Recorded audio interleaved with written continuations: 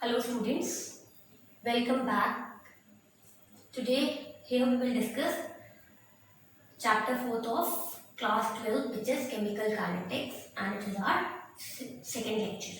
ठीक है, तो लास्ट लेक्चर में हम लोगों ने कहाँ तक डिस्कस किया था? हम लोगों ने डिस्कस किया था what is the molecularity of a reaction, what are order of reactions and what are the factors which effect the rate of reaction.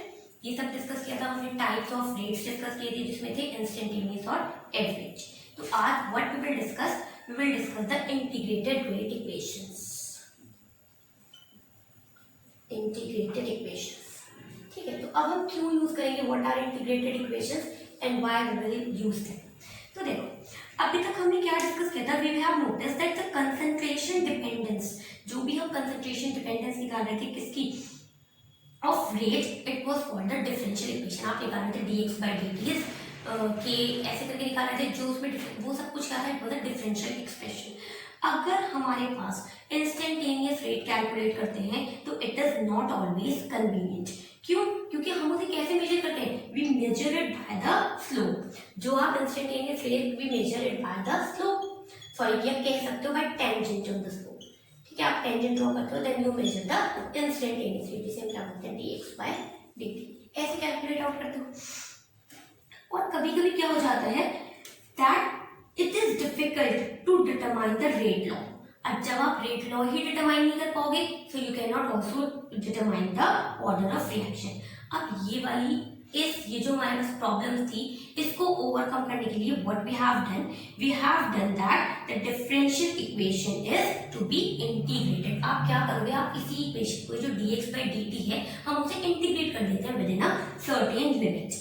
ठीक है, आप क्या हो जाएगा? जब आप उसे इंटीग्रेट करोगे तो वो डिफरेंट ऑर्डर्स के लिए, जैसे फर्स्ट ऑर्डर के लिए, जीरो ऑर्डर के लिए, सेकंड के लिए आपके पास वैल्यूज जाएगी डिफरेंट आती चली जाएगी. तो देखो, सबसे पहले हम डिस्कस करते हैं जीरो ऑर्डर के लिए. देखो, अगर जीरो ऑर्डर की बात करते हैं तो जीरो ऑर्डर के अकॉर्डिंग क्या है हमारे पास? जीरो ऑर्डर में आपके रिएक्टेंट्स के एग्जांपल प्रोडक्ट कन्वर्ट हो रहा है. तो according to zero order equation what you will say that the concentration of dr upon dt it is proportional to the concentration of reactant, to the zero power of concentration of reactant. यही तो था. या फिर आप उसे लिख सकते हो, you can also say it is equals to k into r0. जब जीरो ऑर्डर है it means zero order is independent of the concentration of reactants. अब क्या हो जाएगा? हमने रिएक्शन ये कंसीडर की है तो ये चीज आपकी क्या हो जाएगी? आप कह दो इसको first equation according to zero equation. आप लोगों ने ये चीज पहले भी पढ़ी है कि अगर किसी भी टर्म के साइन पे क्या होता है, it has a power of zero, then it is said to be unity. हम उसे यूनिटी कंसीडर कर लेते हैं, वन कंसीडर कर लेते हैं. तो अगर ऐसा होता है, आपका रेट किसके इक्वल हो जाएगा? Your rate will be equals to that is dr by dt will be equals to k into, that is you can say r0 can be equals to 1. यही था आपके पास, यही हो जाएगा. ठीक है, अब अगर आप ये चीज कंसिडर करते हो तो हमारे पास आप फर्दर कैसे स्टेप्स कैलकुलेट करोगे?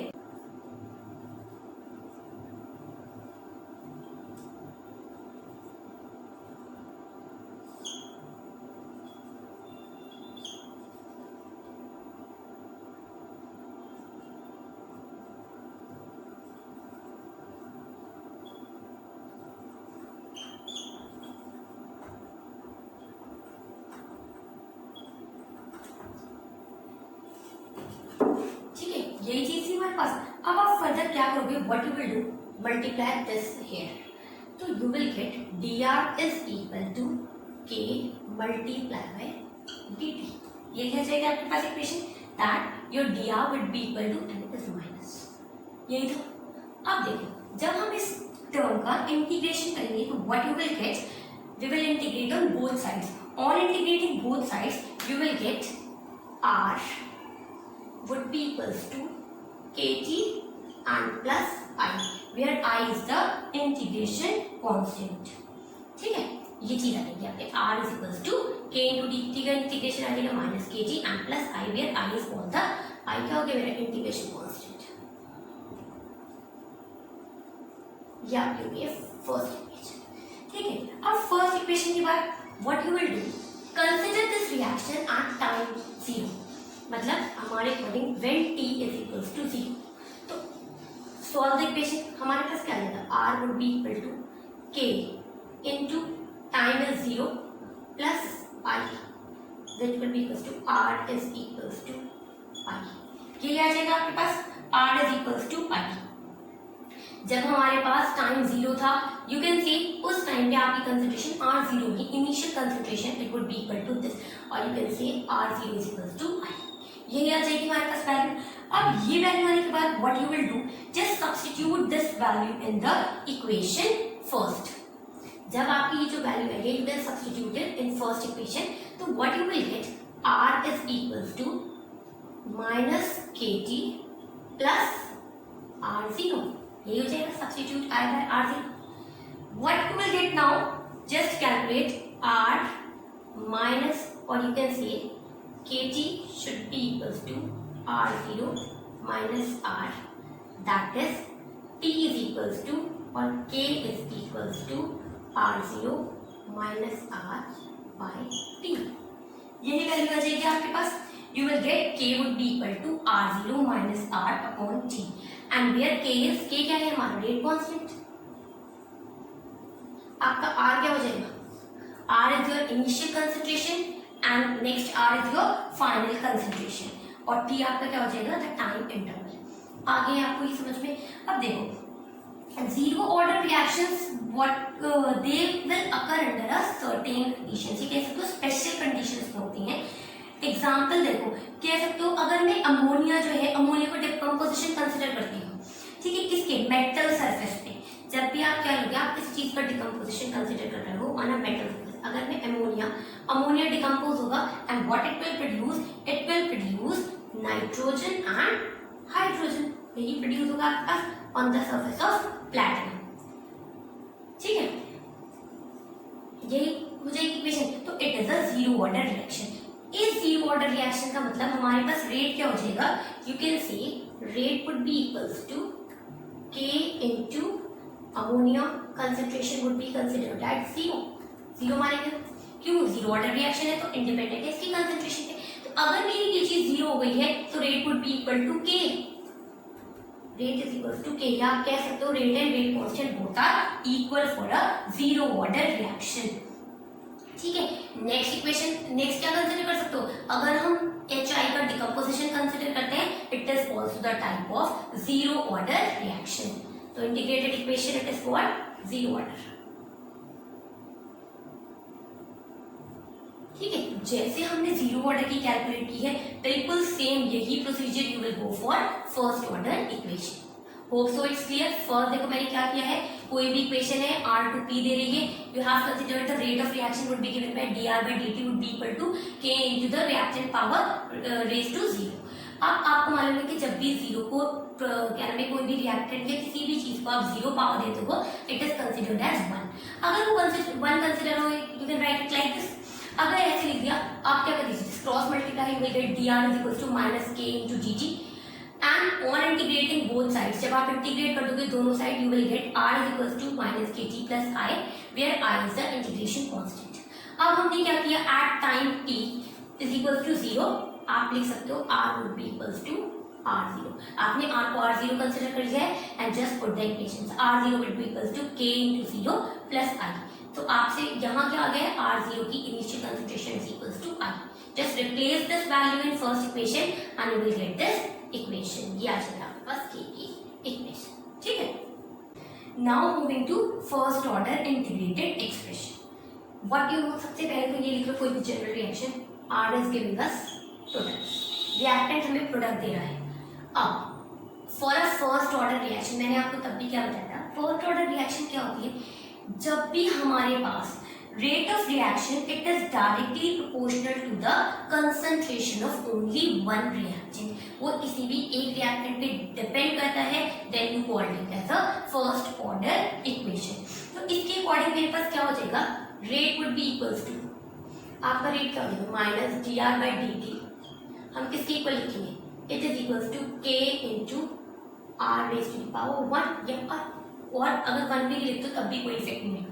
यही हो जाएगी मेरी इक्वेशन।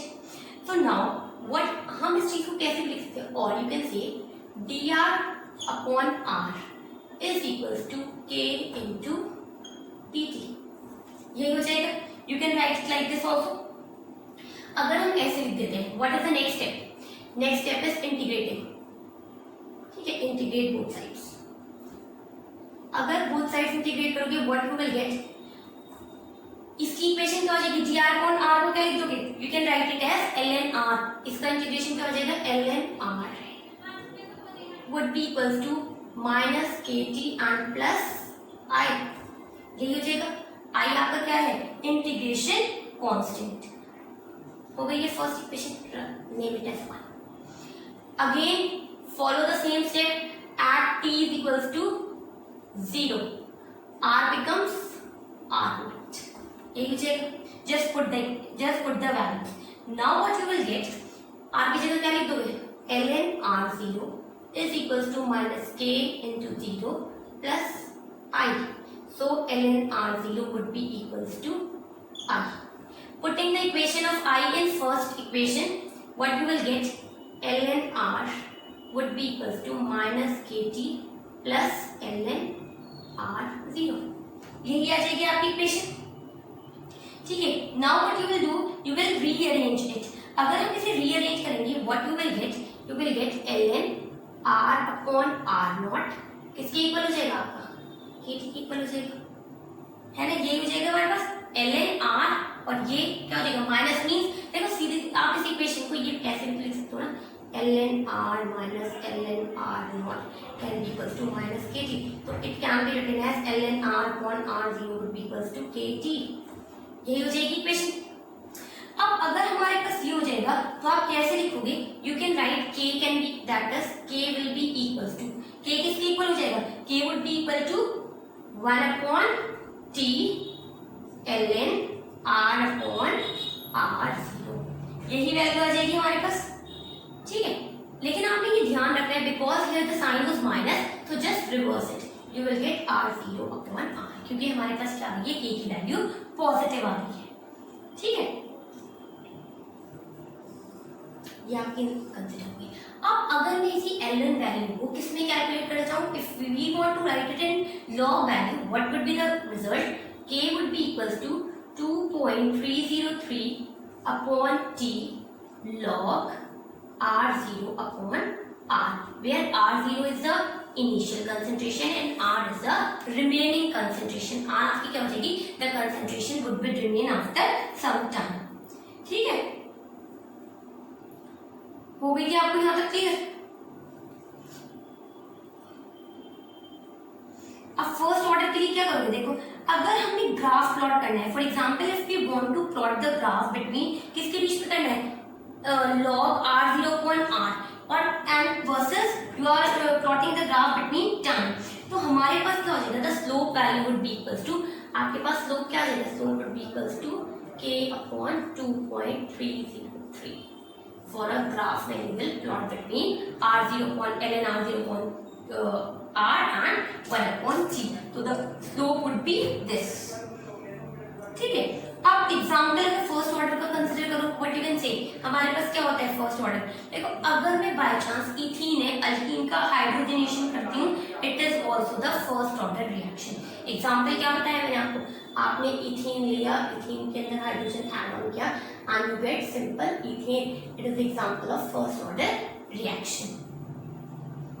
ठीक है, और एक चीज आप और कह सकते हो, जितनी नेचुरल डिकेज होते हैं, जितनी आर्टिफिशियल डिकेज होते हैं, क्योंकि किसी भी unstable nucleotide they are also, they will also follow the first order kinetics. मतलब सब किसके थ्रू करोगे? By the first order equation. ठीक है, फर्स्ट ऑर्डर फॉलो करते हैं। अब अगर हम करते हैं if we need to plot the graph between them, तब क्या होगा? ठीक है, अब आपने एक चीज ध्यान रखनी है कि अगर हम ln r और t के बीच में एक ग्राफ प्लॉट करते हैं, तो the graph would be of the downward slope. हमारा स्लोप क्या होगा? इट इज नेगेटिव, नीचे की साइड फेस कर रहा है, तो the slope would be negative and k, जैसे हम क्या बोलते हैं, rate constant would be equal to negative the value of slope. ठीक है, r नॉट आफ्टर ये हो जाएगा द इनिशियल कंसंट्रेशन। यहाँ हुआ and the time would decrease. ये हो जाएगा आपका फर्स्ट ऑर्डर के लिए। लेकिन अगर हम प्लॉट करते हैं graph between the log values of r0 upon r and between time, you would get the straight line, और वो स्ट्रेट लाइन में आपका स्लोप क्या हो जाएगा, the slope is positive and it would be equal to k upon 2.303।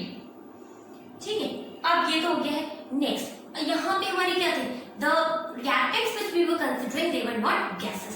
लेकिन अगर by chance मैं कहती हूँ कि मेरी फर्स्ट ऑर्डर रिएक्शन अगर हो रही है but the reactants we are taking they are gas, for example A is gas and what it is producing the components which are also gas, B gas and plus C is also a gas। तो इस time पे आप क्या करोगे, देखो जो gases होंगी in that the concentration is not considered, तो हम क्या लेंगे गैसेस का हम प्रेशर कंसिडर करते हैं। तो अगर मैं प्रेशर कंसिडर करती हूँ तो देखो कि इनिशियली तो मेरे पास एक गैस है, तो Pi हमारा इनिशियल प्रेशर हो गया, इनिशियल प्रेशर ये हो गया, and with that time initially आपके पास B भी नहीं है and there is no C, तो हमारे पास the initial pressure of B and C are 0, Pi हो गया। अब देख लेकिन क्या होगा विद, और हम कह सकते हैं the total pressure it would be equal to the sum of all the gases which are present in a container. तो हमारा क्या हो जाएगा, अगर मैं Pt कहूँ आपसे टोटल प्रेशर क्या हो जाएगा, मैंने कहा जो कंटेनर में, तो Pt किसके इक्वल हो जाएगा, the partial pressure of A plus B and plus C, तीनों गैसेस का के प्रेशर को ऐड ऑन करोगे तभी तो टोटल प्रेशर आएगा।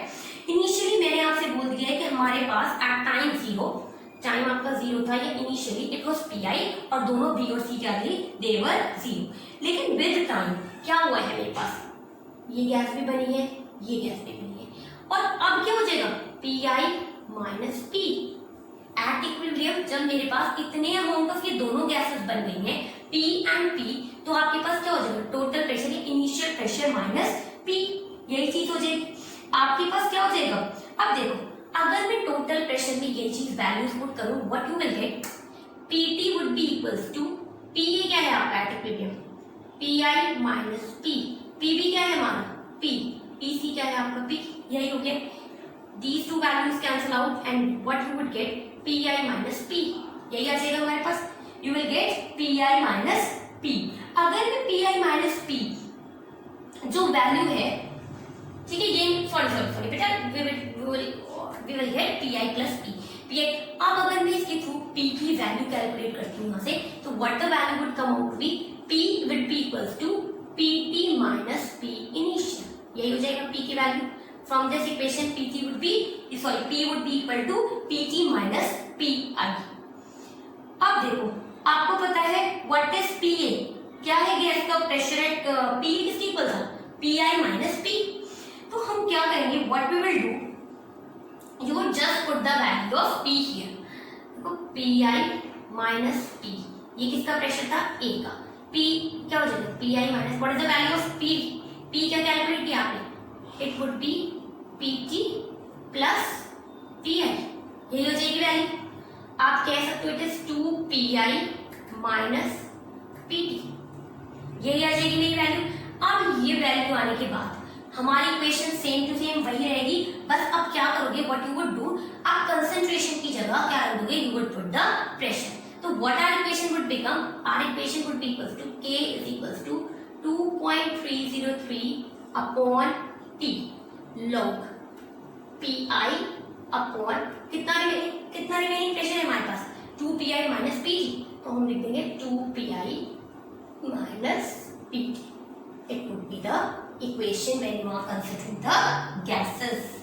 आगे फिर हम कौन सी इक्वेशन पुट करेंगे, for any when the reactants they are gases, तो हम इक्वेशन यूज करेंगे K is equal to 2.303 upon T log Pi upon 2Pi minus Pt।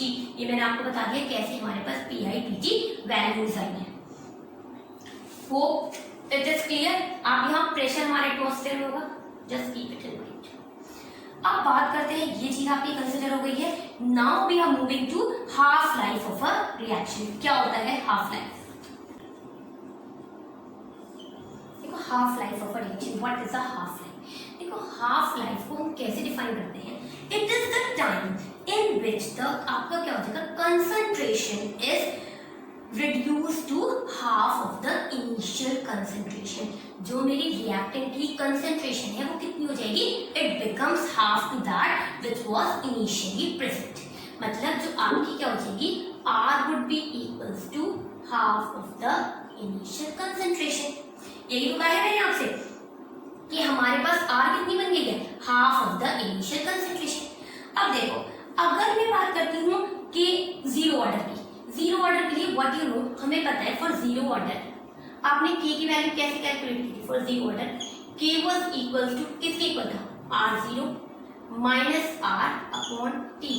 यही वैल्यू थी r0 minus r upon t.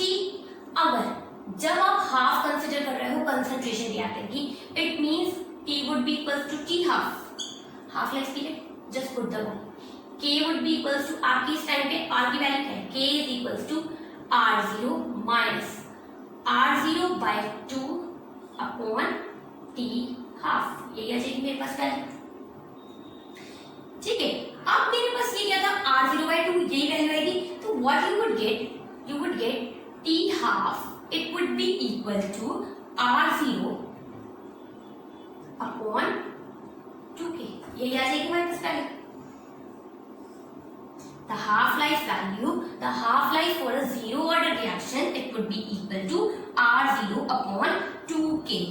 अब आपने ये ध्यान रखना है कि अगर जीरो ऑर्डर कंसिडर करते हो तो half life it depends on the rate constant. हमारे पास क्या कहते हैं, डिपेंड करती है and it is directly proportional. किसको? Directly proportional to the initial concentration of reactant and it is inversely proportional to the rate constant. ठीक है, अब अगर बात करते हो, हम बात करते हैं for first order reaction. Similarly बिल्कुल यही चीज हम फर्स्ट ऑर्डर के लिए कंसीडर करते हैं. तो देखो आपका r जो है r0 by 2 हो गया, t becomes t half.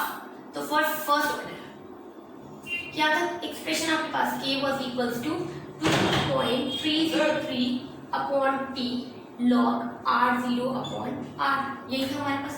अब आपका r क्या हो गया है? r had become r0 by 2. तो just put the value, what you will get, k would be equals to 2.303 upon t half log r0 upon r0 by 2. तो r0 cancels by r0 and it becomes log 2. k is equals to 2.303 upon t half log 2. What is the value of log 2? देखो log 2 की value it is 0.3010. ये value होती है log 2 की. Just put the value किया तो हमारे पास t half would be equals to 2.303 upon k and it is 0.3010. यही वैल्यू आ गई है. When you will calculate t half, it would come out to be 0.693 upon k.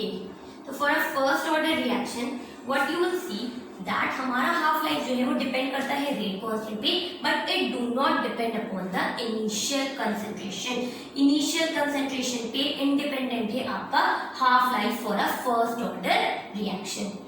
ठीक है, ये फर्स्ट ऑर्डर के लिए. अगर मैं कहूँ आपको जीरो ऑर्डर के लिए, तो जीरो ऑर्डर के लिए क्या था? It was t half would equals to r0 upon 2k. ये ध्यान रखना. Just remember both of the expressions ताकि आपको ध्यान रहे. ठीक है, यहां तक हो गया. अब बात करते हैं what is the next topic is pseudo first order reaction. What is pseudo first order reaction?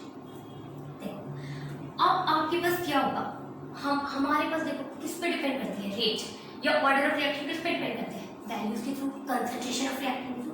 देखो कभी कभी क्या हो जाएगा, जैसे जैसे हम क्या नाम है कंडीशंस ऑल्टर करते हैं, चेंज करते हैं, हमारा ऑर्डर ऑफ रिएक्शन भी क्या होगा उसके अकॉर्डिंग चेंज होता चला जाएगा.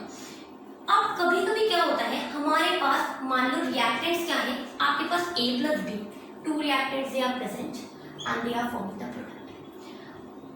Out of both the reactant, one reactant it is present in excess. मैंने कहा है इन दोनों रिएक्टेंट से एक आपका रिएक्टेंट है it is present in large access. तो अब क्या होगा हमारे पास, जब आपके पास कोई भी रिएक्टेंट एक्सेस में प्रेजेंट होगा तो that concentration, the concentration of that reactant it would not be, वो क्या करेगा, वो रेट ऑफ रिएक्शन को ज्यादा ऑल्टर नहीं करता है। ठीक है, आप मेरे पास देखो अकॉर्डिंग टू इसके मुझे मेरा रेट हो जाएगा, rate would be equals to K into A and B, but I am saying कि मेरा B जो है वो बहुत एक्सेस में प्रेजेंट है, तो क्या हो जाएगा, यू विल निग्लेक्ट B, मैंने B को निग्लेक्ट कर दिया तो मेरा रेट सिंपली क्या लिखा जाएगा, rate is equal to K into A, मतलब रेट आपका सिर्फ किस पे डिपेंड कर रहा है, it is depending on the concentration of only one species. अगर एक ही स्पीसीज पे डिपेंड करेगा तो हमने, क्योंकि ये ज्यादा था, एक्सेस में था, तो हम उसे क्या कंसीडर करेंगे, we will consider B as constant. Excess की वजह से आप इसे क्या कंसीडर करोगे, that it's concentration is constant. तो रेट मेरा किस पे डिपेंड कर रहा है, it is depending on only one reactant. अगर ऐसा होगा तो आपकी रिएक्शन क्या कहलाएगी, it is said to be a pseudo first order reaction. क्यों, देखो अगर आप नॉर्मली देखोगे आपको क्या लगेगा कि रेट दोनों पे डिपेंड कर रहा है, टू रिएक्टिंग स्पीसीज है, लेकिन हमारा सिर्फ rate it is depending on only the concentration of one species. such reactions they behave as first order reaction, और आप उन्हें क्या कहोगे, these are called as pseudo first order reaction। तो हम इसे कैसे डिफाइन कर सकते हैं, those reactions which seem to be of higher order but actually they are of lower order। मतलब ये देखने में क्या लग रहा है आपको, 1 और 1 2 ओवरऑल ऑर्डर इसका सेकंड ऑर्डर है, लेकिन जब मैं कह रही हूँ B को हमने कांस्टेंट कंसीडर कर लिया तो क्या हो जाएगा इसका order, the order would be considered as 1। Hence the reaction which was seeming to be of second order is actually first order reaction। तो हम इसे क्या कहेंगे, we will call the particular reaction as pseudo first order reaction। ठीक है, इनके examples हैं, number first is the hydrolysis of ester। Example हमारे पास क्या हो जाएगा, hydrolysis of ester। एस्टर का फॉर्मूला सबको याद है, RCOR। RCOR जब भी आप उसकी हाइड्रोलिसिस करोगे, what you will gate, you would get as RCOOH plus ROH, alcohol and carboxylic acid। यही चीज मिलेगी हमें। अब आपने ध्यान रखना है, इस एस्टर में वाटर इज एन एक्सेस, तो अगर ये एक्सेस है तो वाटर की concentration it would be considered as constant.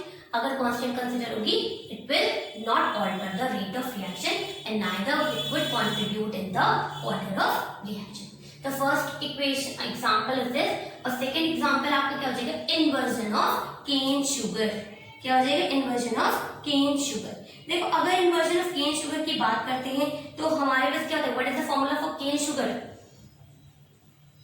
C12H22O11, मतलब आपके सुक्रोज को ही हम क्या बोलते हैं, cane sugar, C12H22 and O11। क्या करना है हम इसके, मैंने क्या कहा, it is the inversion. Inversion जब होगा what will it produce, it will produce glucose and fructose, C6H12O6 plus C6H12O6, यही चीज प्रोड्यूस होगी। अब क्या हो जाएगा आपके पास, again water present would be in excess and it would not contribute in the order neither in the rate. तो ये आप क्या कंसीडर कर लोगे, दैट it is not contributing, it is constant, तो rate would directly depend on sucrose or cane sugar। ठीक है, that's all for today। पर next lecture में what we will discuss the temperature dependence of rate of reaction and what is collision theory and the effect of catalyst on the rate of reaction। ठीक है, तो guys please कोई भी query हो you can ask in the comment section, and to get the recent updates of our videos, do subscribe our channel।